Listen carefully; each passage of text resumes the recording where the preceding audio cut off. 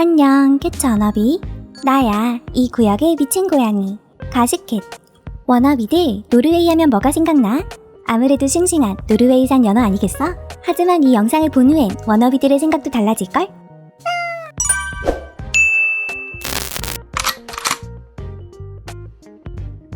노르웨이는 워너비들도 알다시피 입헌군 주제 국가야. 현재는 하랄 5세가 국왕으로 나라를 통치하고 있지. 하랄 5세는 3번의 올림픽에 요트 선수로 출전한 경력이 있는 베테랑 항해사이기도 해. 1968년 하랄 5세는 평민 출신의 소냐 하랄센과 결혼을 했어. 소냐 하랄센은 의류 상인 집안의 딸로 1959년 6월 한 파티에서 당시 왕세자였던 하랄 5세를 만났대. 2개월 후 왕세자는 졸업 파티에 소냐를 초대했고 그 후 9년 동안이나 뜨겁게 연애했대.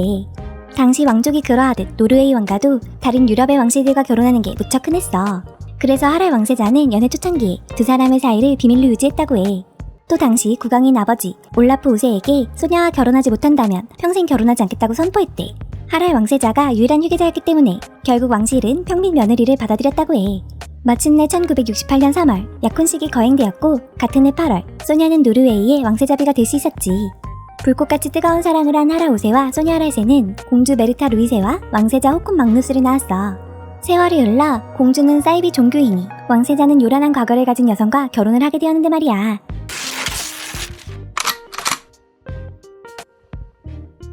노르웨이의 큰 파장을 불러왔던 왕세자비 이야기를 먼저 해볼게.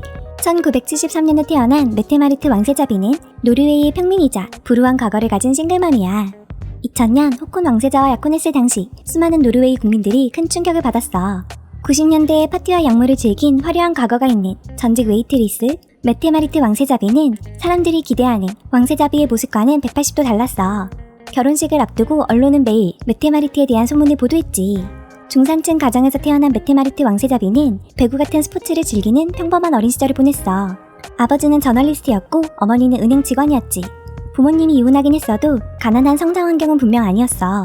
그럼에도 불구하고 메테마리트는 자서전을 통해 본인의 가족이 보이는 것만큼 완벽하지 않았다고 밝혔어. 저는 성공한 가족 품에서 자랐죠. 우리 집에 살았던 모든 사람들은 그게 사실이 아니라는 걸 알지만 우리는 그렇게 보였어요. 안정적인 경제 상황에도 불구하고 메테마리트는 어린 시절 큰 고통을 겪어야만 했어. 가족의 비밀을 지켜야 한다는 압박감이 심했었대.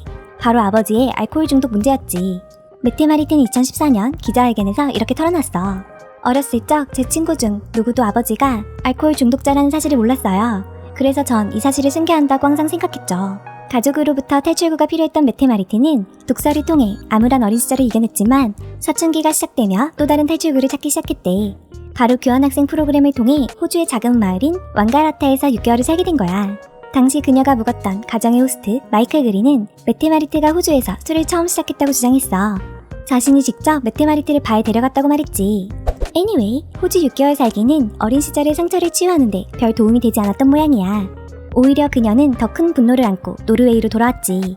전 호주에 가기 전까지는 책임감이 있는 어린 청년이었어요. 무척 친절했고 틀에 박혀 있었죠. 하지만 더 이상 그럴 수 없었어요. 다른 사람들이 저에게 기대하는 바에 부응할 수가 없었죠. 그 후 메테마리트는 자기 파괴적인 반항에 빠지고 말았어. 고등학교 3학년 때 갑자기 삭발을 하고 본인보다 나이가 많은 남자들과 사귀기 시작했대. 호주에서 돌아온 뒤 가장 먼저 사귄 남자는 그녀보다 2살이 많은 밴드 공연자였어. 때문에 술과 해시씨가 넘쳐나는 파티장에서 자주 공연을 했고 덩달아 메테마리트도 이 당시부터 마리화나를 남용하기 시작했을 가능성이 높대. 고등학교를 졸업한 메테마리트는 노르웨이 서부의 마을에 정착해 또 다른 연상남 존 오그비와 사귀기 시작했어. 메테마리트보다 무려 15살이나 많은 남자였지. 두 사람은 진지한 관계로 발전해 약혼을 했지만 메테마리트가 이별을 이야기하자 분노한 늙은 전 남친이 전화로 그녀를 위협했고 나중엔 칼까지 휘둘렀대. 결국 존 오그비는 공포를 조성한 혐의로 체포되었지. 이 연로한 남성과 사귀며 다양한 문제가 있었지만 가장 문제가 됐던 부분은 약물 남용이었어. 첫 남친이 약물 세계의 관문을 열었다면 약물 관련 범죄로 유죄 판결까지 받은 존 오그비는 메테마리트를 더욱 강렬한 파티로 데려가기 시작했대. 이제 대마초나 해시씨 같은 게 아니라 엑스터시, LSD와 같은 심각한 약물에까지 손을 대게 된 거야. 게다가 이 연로한 아마추어 사진가 늑달이 남은 홈파티에서 약물과 알코올을 사용하는 메테마리트를 촬영하기까지 했대. 이 때문에 나중에 비디오 루머가 탄생하게 돼. 전 여친이 왕세자비가 된다는 걸 알게 된 존 오그비가 메테마리트의 사진과 영상을 가지고 있다고 밝혔거든. 덕분에 영상에 대한 루머가 난무했고 수많은 사람들이 이 영상을 구매하려고 시도했어. 하지만 존 오그비는 어그로만 끌고 끝내 영상을 공개하진 않았어. 존 오그비에 따르면 메테마리트가 영상을 요구했지만 그가 거절했다고 해. 또한 영상을 250만 크로네에 판매하라는 제안을 받았다고도 밝혔지. 많은 사람들은 이 제안이 왕실로부터 온 거라고 믿고 있어. 우리의 신데렐라라는 메테마리트 왕세자비에 대한 다큐멘터리가 제작되기도 했는데 한 기자는 문제의 영상에 약물과 성관계가 포함된 강렬한 장면이 있다고 밝혔어.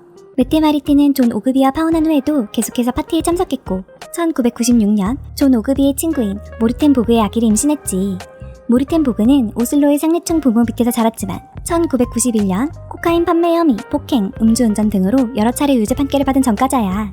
1997년 1월 메테마리트는 아들 마리우스 보르 호이비를 출산하게 돼.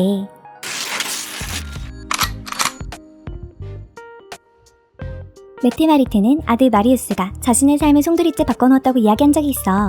20년 전 마리우스가 처음 눈에 띄는 것을 본 이후로 전 주로 어머니 역할을 해왔어요. 23살에 큰 책임을 지게 됐죠. 싱글맘이라는 책임감 때문일까? 메테마리트는 파티를 끊고 아들을 돌보는 데 집중하기 시작했지. 임신 당시에도 연애 리얼리티쇼에 출연하기도 했던 파티걸 메테마리트로서는 엄청난 변화였어. 그렇게 싱글맘으로 열심히 살던 메테마리트에게 1999년 인생의 큰 전환점을 맞이할 사건이 생겼는데 록 페스티벌에서 친구의 소개로 호콘 왕세자를 만나게 된 거야. 2000년 9월 두 사람은 관계가 진지해지면서 동거를 시작했지. 결혼 전 동거는 유럽 왕실 역사상 최초라고 해. 그리고 2개월 뒤 두 사람의 약혼이 발표됐고 메테마리트는 왕실에 입성하기 위한 수업을 받기 시작했대. 국왕 하랄 5세도 평민과의 결혼으로 고생했던 과거가 있어서 메테마리트를 며느리로 맞이하는 것에 긍정적이었대. 하지만 메테마리트의 과거가 발목을 잡았어. 많은 노르웨이인들이 메테마리트의 왕세자비 데뷔를 반대한 거야. 더불어 호콘 왕세자가 왕위 계승을 포기해야 한다는 압력도 많았어. 언론이 메테마리트의 과거를 파헤치는 일이 계속되자 왕세자와 메테마리트는 큰 충격을 받았대. 심지어 메테마리트의 아버지가 35살이나 어린 스트리퍼와 결혼했다는 사실까지 폭로되며 상황은 더욱 악화되었지. 그녀를 향한 가혹한 비판에 호콘 왕세자는 왕위 계승을 포기할까라는 마음까지 잠깐 들었다고 해. 계속되는 대중의 비난에 메테마리트는 결국 결혼을 한 주 앞두고 기자회견을 열었어. 자신의 과거에 대해 눈물로 사과했지. 저의 젊은 시절 반항심은 다른 사람들보다 강했습니다. 그 결과 전 꽤 거친 삶을 살게 되었습니다. 그건 제게 값비싼 경험이었고 극복하는 데 오랜 시간이 걸렸습니다. 이 기회에 전 약물에 비판적이라는 것을 이야기하고 싶습니다. 이제 더 이상 제 과거에 대해 이야기하지 않아도 되길 바라며 언론에서도 제 바람을 존중해 주셨으면 좋겠습니다. 기자회견은 국민들의 마음을 돌리기에 충분했어. 결국 2001년 8월 국회의 승인을 받아 메테마리트는 공식적인 노르웨이 왕세자비가 되었지. 결혼식 1년 후 국민 대부분은 메테마리트가 왕실 의무를 다한 것에 만족한다고 응답했어. 노르웨이 정치학자는 뉴스 인터뷰에서 메테마리트 왕세자비를 긍정적으로 묘사하기도 했지. 결혼 이후로 메테마리트 왕세자비는 노르웨이 국민들이 좋아하는 방식으로 모든 공식 업무를 완수했습니다. 10명 중 1명만이 왕세자비가 나쁜 롤모델이라고 생각합니다. 메테마리트는 에이즈, 여성 권리 등 사회 문제에 깊게 관여하며 활발히 공무를 수행했어. 왕세자와의 사이에서 잉그리드 공주와 스페레 왕자도 낳고 마치 왕세자비가 천직인 듯 왕실 생활에 완벽히 적응한 것처럼 보였지.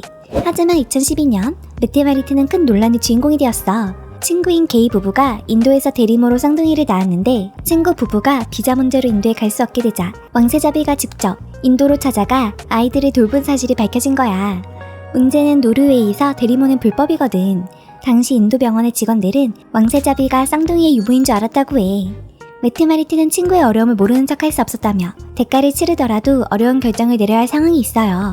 남편과 상의 후 결정했고 그도 동의했어요. 라고 해명했어. 참, 앞서 말했던 메테마리트가 왕세자와 결혼하기 전에 낳았던 아들 마리우스는 어떻게 됐는지 궁금할 거야. 마리우스는 당연하지만 자기도 없고 왕위 계승순위도 없지. 호콘 왕세자는 결혼 전 메테마리트의 아들 마리우스를 양육하는 데 도움을 줄 예정이지만 입양은 하지 않을 것이라고 밝힌 바 있어. 2017년 마리우스는 미국으로 유학을 떠나며 왕실 공식 임무 수행을 포기했고 가족의 일일 경우에만 공식 석상에 참석하기로 결정했대. 하지만 최근 마리우스에게 충격적인 사건이 터졌지. 여자친구에게 신체적 상해 및 손해를 끼친 혐의로 30시간 동안 구금이 된 거야. 마리우스는 바로 혐의에 대해 부인했지만 이후 성명서를 통해 자신의 죄를 인정했어. 지난주에 결코 일어나서는 안 될 일이 일어났습니다. 저는 말다툼 후 술과 코카인에 취해 아파트에서 신체적 피해를 입히고 물건을 파괴했습니다.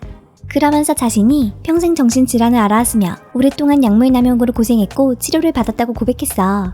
약물 사용과 정신질환이 이번 일을 변명할 수는 없습니다. 저는 제가 한 일에 대해 책임을 지고 싶고 경찰 조사에 진실하게 임할 것입니다. 라며 자신의 여자친구에게 사과의 말을 덧붙였지.